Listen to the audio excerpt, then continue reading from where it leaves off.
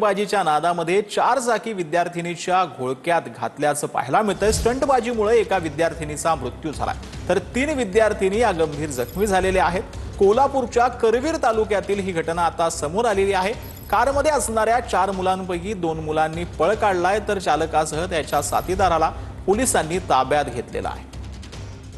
तर आपले प्रतिनिधी भूषण पाटील जे आहेत ते या माहिती देण्यासाठी आपल्या सोबत फोन लाईन वरती जोडले गेलेले आहेत। भूषण, हा अत्यंत गंभीर प्रकार म्हणावा लागेल, नक्की काय घडलंय? नक्कीच करवीर तालुक्यातल्या कुरुकली इथं हा गंभीर आणि धक्कादायक प्रकार घडलेला आहे। खरं तर कौलव गावात राहणारी प्रज्ञा कांबळे या सगळ्या अपघातामध्ये मृत्युमुखी पडलेली आहे। खरं तर कुरुकली इथल्या भोगावती महाविद्यालयामध्ये ही युवती शिकत होती आणि महाविद्यालय सुटल्यानंतर आपल्या मैत्रिणींसह ती बस थांब्यावर थांबलेली होती आणि त्याच ठिकाणी काही अल्पवयीन युवक जे आहेत ते 4 व्हीलर घेऊन आले आणि त्या ठिकाणी स्टंट करत होते।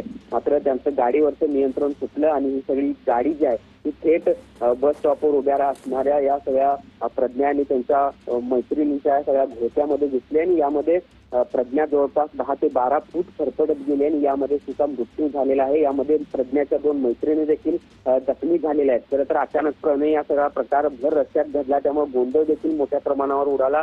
त्यामुळे 2 या सगळ्या वाहनामध्ये असणारी 2 जण जे आहेत ती पसार झाले आहेत। मध्ये 2 अल्पवयीन मुलांना तिथल्या जमावानं ताब्यात घेतला आणि चांगला तोप देखील दिल्याचं पाहायला मिळालं आणि पोलिसांच्या ताब्यात देण्यात आलंय। मात्र एकूणच आपण बघतो या सगळ्या अल्पवयीन मुलांनी केलेल्या या स्टंटबाजी नादात महाविद्यालयीन युवतीला मात्र आपला जीव गमवावा लागल्याचं बघायला मिळतं।